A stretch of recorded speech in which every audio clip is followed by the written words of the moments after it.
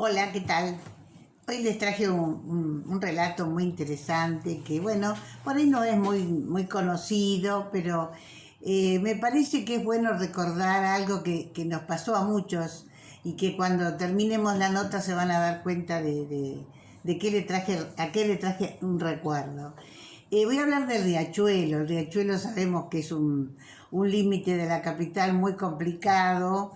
Cuando vinieron los conquistadores, bueno, hubo asentamientos y bueno, fue, ya les digo, un lugar difícil de cruzar, pero también con los años se fue complicando. Y el riachuelo no desaguaba como lo vemos ahora en la boca, así, vamos a decir, despampanante al río de la Plata. Tenía un canal que iba paralelo al río de la Plata y ahí desaguaba. Pero ¿qué pasa? Con los sedimentos que traía, cada vez se hacía más difícil poder entrar a circular el riachuelo y al final hubo un señor que como andaba por la zona encontró esa salida que hoy vemos que es como un amplio estuario al río de la Plata, que se llama la Boca del Trajinista.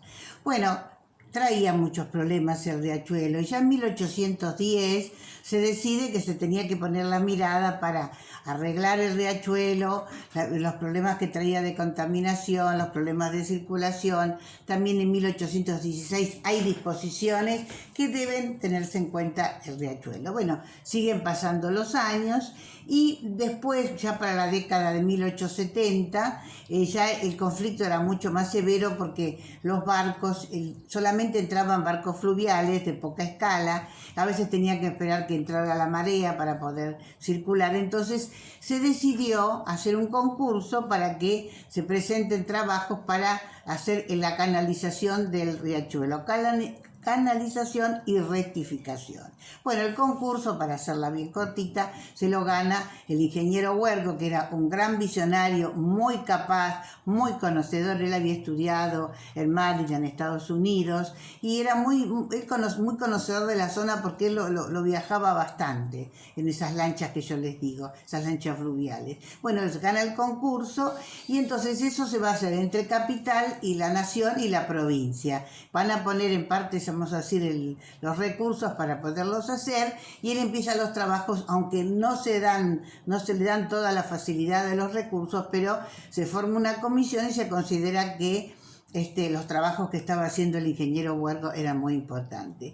Y en ese momento también se tiene que decidir el puerto, qué puerto íbamos a tener. Y acá ahí surgen unos temas políticos de los que siempre estamos acostumbrados. Estaba el proyecto Madero, que era desarrollar el puerto en la ciudad de Buenos Aires, y Huergo, que quería que sea en el riachuelo. Bueno, los conflictos son muy grandes porque los intereses también económicos eran muy grandes. Al final se decide más por el Puerto Madero, que es lo que hoy conocemos, donde están todos esos negocios tan lindos, están esos edificios, y al final se decide más darle importancia al proyecto de Madero. Los diarios, La Nación, la prensa se ocupan de este tema, y entonces al final el ingeniero Huergo, que tenía que realizar todas las tareas de las obras del riachuelo y del puerto, renuncia. Bueno, renuncia, pero él demuestra y al final él llega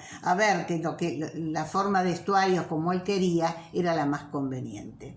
Bueno, el tema de la canalización fue un tema también un poco difícil de poder concretarse porque en 1888 se funda una sociedad que se va a dedicar a canalizar y rectificar el riachuelo. Y bueno, no pasa nada, a los 10 años se forma otra sociedad que tampoco avanza mucho las cosas, hasta que en el año 1913 hay una nueva ley, se hacen nuevos estudios, que se decide que esa tarea después la iba a encargar el gobierno. Y hay que saber un poco, algunas cosas conviene aclarar de la geografía y de la geología.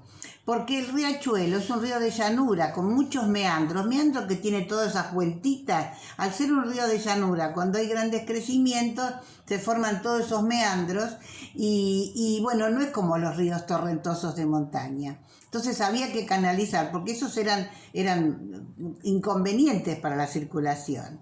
Bueno, ese ya le digo, el río, es decir, los meandros se tienen que ir rectificando. Bueno, la decisión es al final que se decide que se va a canalizar y rectificar el riachuelo, lo va a hacer el Estado Nacional.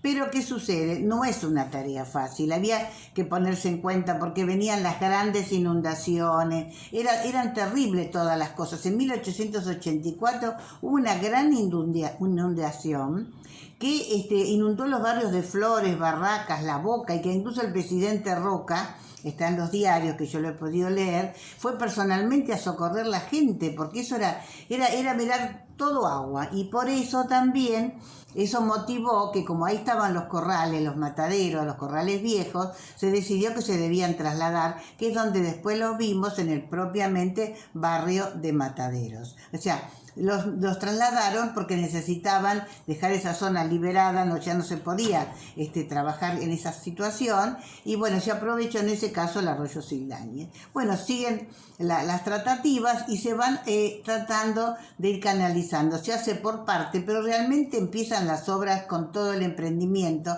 en 1935, y es así que se va trabajando, y por ejemplo recorridos que eran de 14 kilómetros al rectificar los meandros quedan en la mitad, en 8 kilómetros, porque ya los barcos fluviales no tenían que dar tantas vueltitas.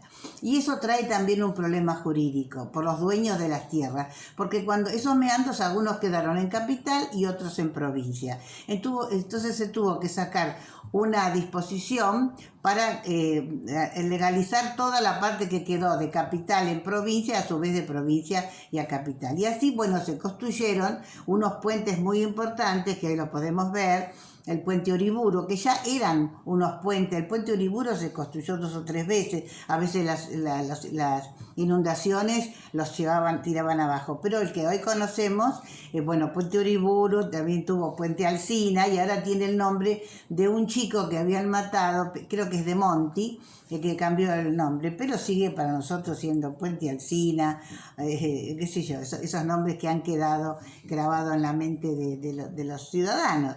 Y después también hacen otro puente, el puente de la Noria.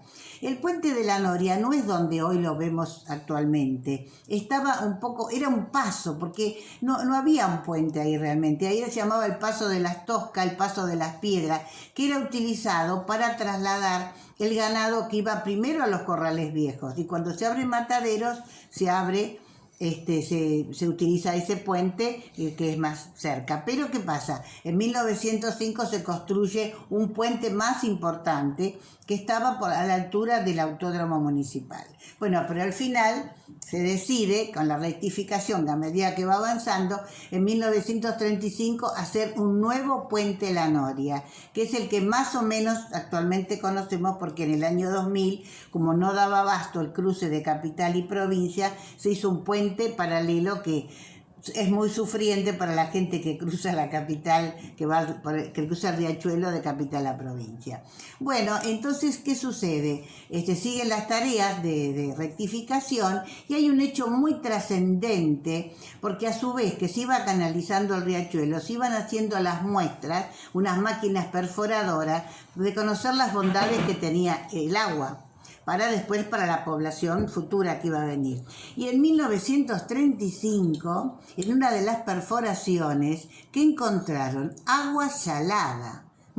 Y entonces fue una sorpresa, dijeron, es salada. Y ahí le encontraron todas las propiedades que podía tener estas aguas, que las analizaron perfectamente, y era porque había un acuífero salino. Ustedes saben que las ingresiones marinas se produjeron de 20 millones de años para atrás, hace mucho tiempo, y muchas de esas filtraciones quedaron unas napas.